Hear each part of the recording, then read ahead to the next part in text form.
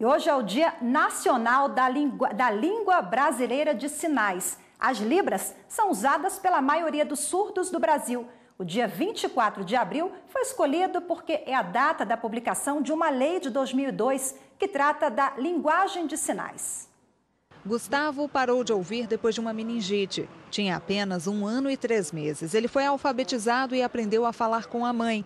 Mas, desde cedo, teve que usar a linguagem de sinais para se comunicar. Gustavo não está sozinho. Em todo o país são 9 milhões e 700 mil surdos. 100 mil estão aqui no Distrito Federal.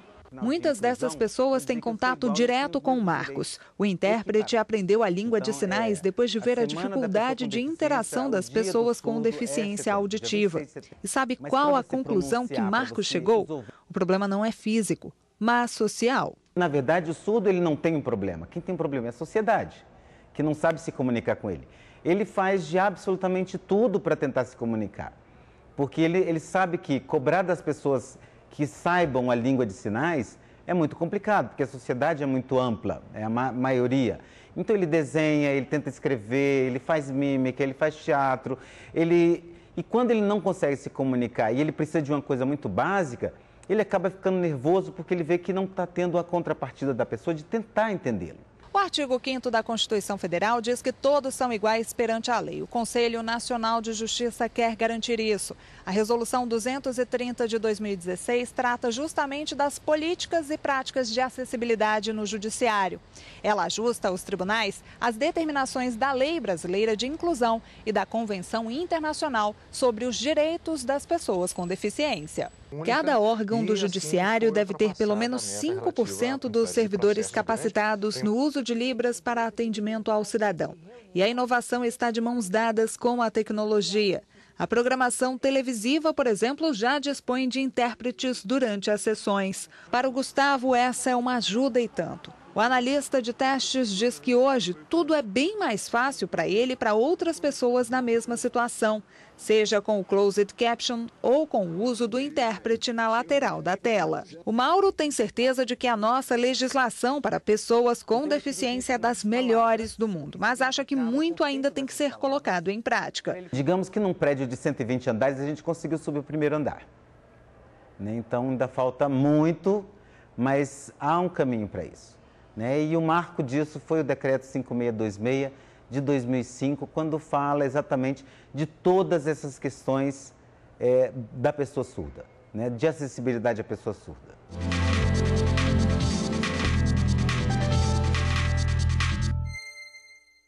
E para falar mais sobre o assunto, eu recebo agora aqui no estúdio o fundador do projeto Direito Libras, que é o Fernando Alencastro. Doutor Fernando, obrigada pela participação conosco. Parabéns pelo projeto Direito Libras, Eu queria que o senhor explicasse como promover a inclusão de surdos à sociedade, um desafio, Boa tarde. É um grande desafio, Rafaela, e esse desafio ele passa essencialmente pela capacitação de intérpretes em Libras nas instituições públicas e privadas brasileiras. Agora, a gente conversava antes aqui que a demanda surgiu para o projeto Direito Libras exatamente a partir de uma audiência em que o demandante, uma das pessoas envolvidas, ele foi declarado incapaz. Exatamente. Eu tenho uma irmã que está junto comigo nesse projeto Direito Libras e ela advogava para uma empresa de telefonia e o reclamante, consumidor, era uma pessoa surda e não teve capacidade de se expressar.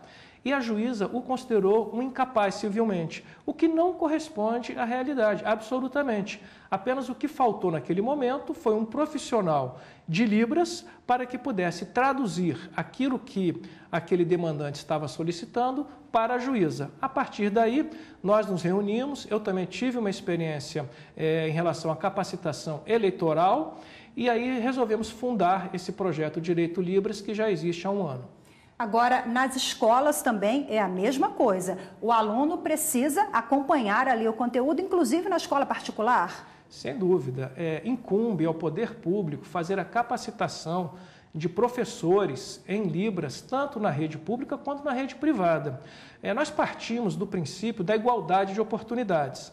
Então, se uma pessoa surda ela pretende se matricular em uma escola particular, tem que ser garantido a ela esse acesso também a uma educação de uma escola particular com a presença de um profissional de Libras dentro dessa escola. Agora, quais são os outros direitos dos surdos aqui no Brasil?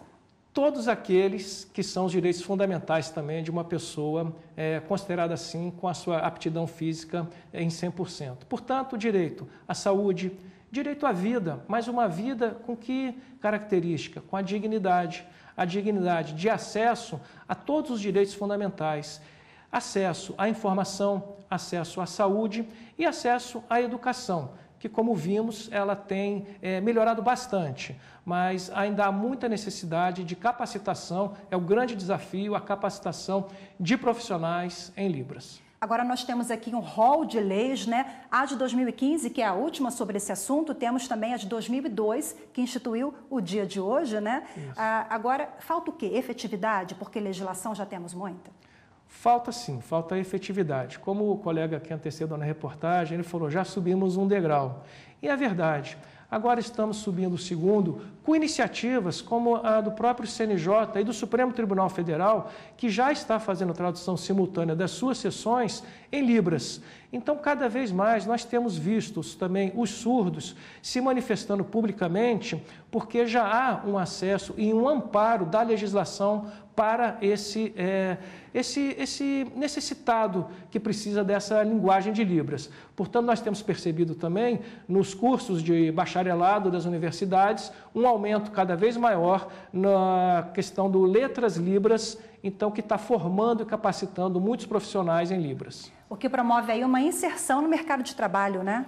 Promove uma inserção no mercado de trabalho porque as instituições públicas e privadas, elas vão precisar, por lei, da capacitação ou da busca direta desse intérprete. Então, cada vez mais está se implementando e efetivando essa legislação. Então, a busca desse intérprete é necessário que ele exista no mercado. E para que ele exista, é preciso que ele se forme e exatamente as universidades estão preparando cada vez mais um número maior de profissionais em Libras brasileiras. Agora, nós vimos há pouco na reportagem que o surdo não tem problema. Quem tem problema é a sociedade. Eles enfrentam os surdos preconceitos. Sem dúvida, eles enfrentam preconceitos. Agora, é interessante dizer que, a partir da Lei 13.146, que é o Estatuto do Deficiente, ele está trazendo uma visibilidade.